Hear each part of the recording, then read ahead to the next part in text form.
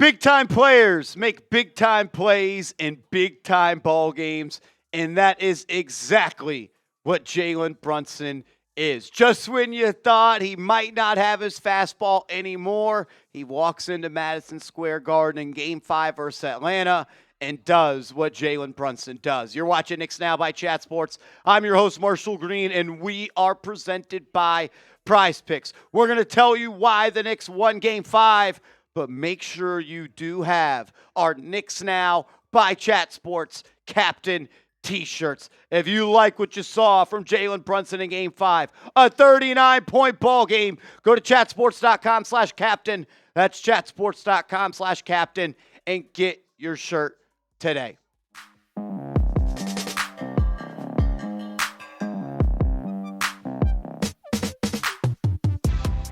Knicks fans, you finally got what you've been waiting for. I've seen all the comments. I've seen all the texts. I've seen all the direct messages. Marshall, when is Jalen Brunson going to have a vintage game? And it was only a matter of time before he did it. And he showed up in a major way in Game 5, a game you had to have. So you didn't walk into Atlanta on Thursday with the potential to lose that game and lose that series. You now go to Atlanta with a chance to land the final knockout punch to advance to round 2. And he showed up, man. He did what Jalen Brunson does best. Get buckets in the playoffs. 39 points for Brunson. 8 assists. 15 of 23 from the field. And 3 of 5 from downtown. But what I am most excited about is that number right there. One turnover. Jalen Brunson had 7 turnovers, I believe, in Game 4. It should have been 8 turnovers because he got tied up with a jump ball and lost that jump ball. He has clearly been rattled by the defense that Atlanta has been playing. But like a good boxer, you go round after round after round, and you just stay alive, and you take the punches, and you start to sniff out what your opponent wants to do. And then when you have an opportunity to throw a knockout punch when they're not ready, you do it. Jalen Brunson figured out what the Hawks were doing. He countered, and he gave you nearly a 40-point double-double on elite efficiency. This team is not going to win the NBA championship unless Jalen Brunson does Jalen Brunson things. And he did that tonight. So for all the people whining, all the people crying, the leaders of the Ding Dong Club, as we like to call them, you need Jalen Brunson. You need him to be elite, and he was that tonight. I got to give a huge shout-out to Karl-Anthony Towns as well. It was essentially Karl-Anthony Towns dominates in the first half, and Jalen Brunson dominates in the second half. Karl-Anthony Towns, a 16-point, 14-rebound double-double. Extremely efficient. 5 of 7 from the field, 1 of 3 from downtown, and he gave you 6 more assists. The Knicks, I feel like, have found something on offense by using Towns as an engine to play make for others. But they could not guard him, and he kept getting downhill, and he kept putting pressure on the rim, and he went to the free throw line. And Atlanta had to pay the price for putting Jonathan Kuminga on him, for putting Tony Bradley on him. Karl-Anthony Towns, I thought, set the tone in this one, and Towns could not be bothered. How about OG Anunoby as well? I think one of the least talked about storylines in this playoff series, the damage that OG Anunoby is doing on the glass. At 6'8", 235, 240 pounds like he is, the Knicks need him to be dominant on the glass, and he was. 10 rebounds, 1 on offense, and I thought that his rebounding as well as the team rebounding that the Knicks did tonight was a huge piece in this win. You almost double up the Atlanta Hawks on the glass. 48 rebounds for you, 27 rebounds for them. OG, he's been great on defense. He's hit his shot.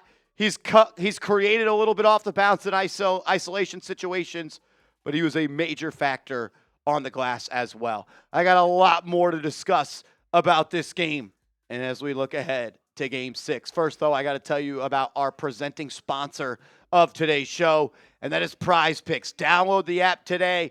Use the promo code HMA, and after you play your first $5 lineup, you're going to get $50 in lineups instantly. You don't even have to get that first $5 lineup correctly. If you want to sit on the couch and make some money while watching playoff hoops or watching some baseball this summer, or heck, any sport out there, Prize Picks is the place to do it. Available in all 50 states plus Washington, D.C. All you do is pick more or less on the projected stat line that Prize Picks selects for that player. Unfortunately, our Prize Picks lineup did not cash tonight. But since we used that promo code HMA and we played a $5 lineup, we got $50 in lineups, and we're back at it for Game 6. Download the app, create an account, use that promo code HMA, play $5, and get $50 instantly. Prize Picks, it's good to be right. The Knicks defense, I thought, has been awesome in the last 2 games. One of the biggest storylines this season was the way that the New York Knicks as a team played defense down the stretch. In the last 40 games of the regular season, the New York Knicks had the best defense in the National Basketball Association. I thought they flexed those muscles in Game 4, and I thought they did it again in Game 5. And it all comes down to defending the three-point line. 13 of 42 is what Atlanta shot from downtown. And if the Knicks can hold Atlanta to shoot under 35% from 3, they're going to have a really good chance to win in Game 6. Also, well, we got to talk about what the Knicks did defensively versus C.J. McCollum. I wonder if he's going to make an Instagram post after tonight's loss. He did it in Game 2 and he did it in Game 3, but he didn't do it in Game 1. He didn't do it in Game 4, and he didn't do it in Game 5. I don't know if he just didn't have Wi-Fi and couldn't make posts after that, if there was a reason he didn't make any posts. But he didn't make many shots tonight. He turned the ball over 4 times the amount of assists that he had.